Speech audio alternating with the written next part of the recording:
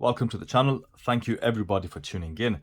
Joining me today, guys, I've got a double unboxing for you. Two San Martins. I've had these in actually a few days back, and I've actually took them out the wrappers. I've got them sized up and everything, but I just want to give you the initial first impressions on these two. So let's see what they are.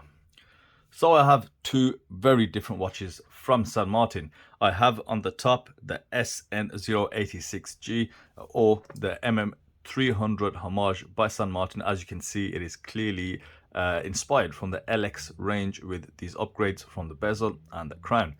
And I also have the new SN021 or the Explorer Homage, which is the new 36mm, well, 37mm, but 36 at the bezel. So yeah, a dive watch and also a sports watch. Now, just a quick note on the packaging. San Martin have decided to upgrade the packaging. I don't know if you guys have seen it out there on YouTube. They released a video showing this new green sort of dive bezel lid packaging case, and to be honest, it looks really good. A lot of thought and design has gone into it, and I think they have to try and find a way to kind of justify the extra price in the watches. They really are moving up another level, San Martin now. I know a lot of people aren't happy with that, but I don't think it's long until they cross that threshold into microbrand territory.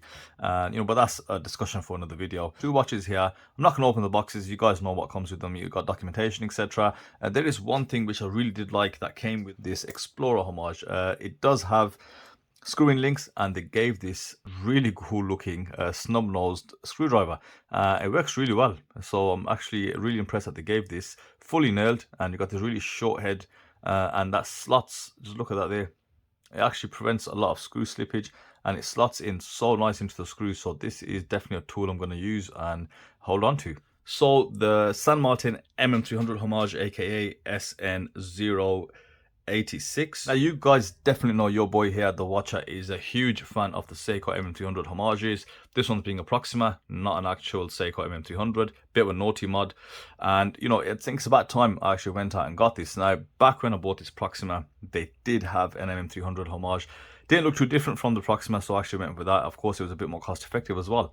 But now this one, as mentioned, it does have a few upgrades on there. It does look like it's caught some inspiration from the LX line that Seiko do, and you can tell that with this thicker, beefier bezel, and of course this thicker crown. So very interested in that. And of course, San Martin, as you know, as time has gone on, they have really perfected like the bezels, etc., and the bracelet. So this one does come with a really cool looking clasp, really nice bracelet, sort of a hexad, and of course it's gonna have all these gorgeous little features and a lot of details on the case. Main difference being here, this one is not a monoblock case. It does have a screw down case back. Pricing for this piece here is, at the moment, it's around 196. They do go down to around 180 in the sales, but that means it's around $268 for a Seiko NH35. I can imagine people already just wincing at that. It's a lot of money. Touching £200 for, of course, an homage watch from China with the NH35. So just wait for the review. Let's see how the watch works out. Next, we have, as mentioned, the SN021, the Explorer Homage. Now, they do two versions in this. They do a PT 5000 and, of course, the SW200. The PT will set you back around £218, which is about $300. And the SW200 will set you back $313 or $428. Crazy money, I know. I can see both sides of the fence on this one, whether or not the cost is justified. And just bringing it back down to, well, it's a Chinese brand. The watch here looks really good. I do like this slimmer, smaller profile case, and yeah, it's all brushed, nothing really standing out in way of anything exceptional. Like when I looked at the GS Homage clasp, the clasp that we see on most of the watches.